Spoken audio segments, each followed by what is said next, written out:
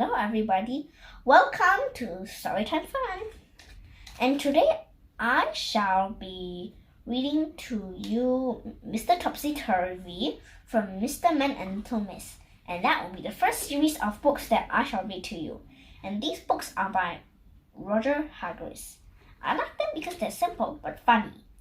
But first, let's start with the book Mr. Topsy Turvy. And I hope if you have the book, read along with me. Now, let's begin. Mr. Topsy Turvy by Roger Hargreaves. Mr. Topsy Turvy was a funny sort of fellow. Everything about him was either upside down or inside out, or back to front. Topsy-turvy, in fact. It was all very extraordinary. To give you some idea of how topsy-turvy Mr. Topsy-Turvy was, you ought to see his house. The front door is upside down to start with, and the curtains hang upside down at the windows. And just look at that chimney pot. All very extraordinary. Inside is the same.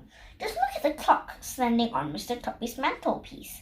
Isn't that the topsiest, turviest clock you've ever seen? And here's a picture.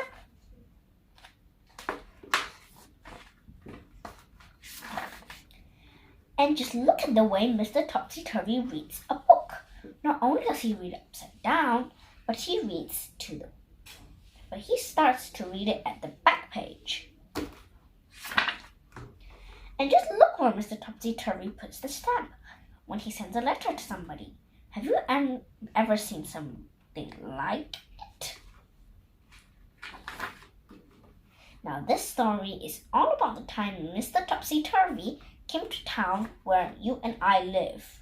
Nobody is quite sure how Mr. Topsy Turvy got there or where he came from, but he did arrive because somebody saw him getting off the train. The trouble was, he did it in a topsy-turvy way and got on the wrong side and fell onto the railway line. Which really isn't surprising, is it? When he picked himself up and managed to find his way out of the station, Mr. Topsy Turvy went to a hotel to find a room to spend the night. The hotel manager tried not to smile when he saw Mr. Topsy Turvy walk into his hotel, carrying his suitcase upside down with his topsy-turvy hat on his head. "Good afternoon, sir. Can I help you?" Now, something you don't know about Mr. Topsy Turvy is the way he speaks. You see, he sometimes gets things the wrong way around. "Afternoon, good," said Mr. Topsy Turvy to the hotel manager. "I'd room I like." The manager scratched his head. "You mean I'd like a room?" "Please, yes," replied Mr. Topsy Turvy. Eventually, the hotel manager managed to work out what Mr. Topsy Turvy was talking about. He was taken up in a lift to a bedroom. Then Mr. Topsy Turvy unpacked his suitcase, put on his pajamas, and went to bed. He was rather tired after traveling from wherever he'd come from. The following day, Mr. Topsy Turvy went round the town. But what a fuss his going round the town caused! He took a taxi from the hotel, but so confused the taxi driver trying to tell him where he wanted to go, the poor man drove straight into a traffic light. "Oh dear," said Mr. Topsy Turvy. "I am sorry, very." Then he went to a big department store in the middle of town. He walked up to one of the counters. "I'd like a sock of pears," he said to the lady behind the counter. "You mean a pair of socks," she smiled, and showed him a bright pair of red socks. Mr. Topsy Turvy put them on his hands.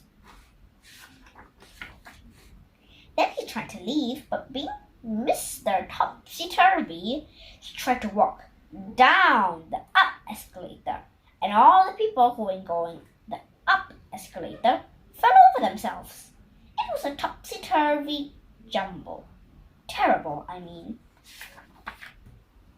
That day, Mr. Topsy Turvy did all sorts of topsy-turvy things. He walked backwards across a street, crossing an enormous traffic jam.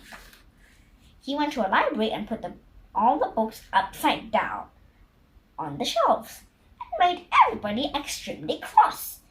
Then he went to an art gallery and insisted hang all the pictures upside down so he could look at them more properly. And then, after Mr. Topsy Turvy had been in town for just one day, he disappeared. Nobody knew how he went or where he went, but he certainly went because there wasn't any more of him left in the town.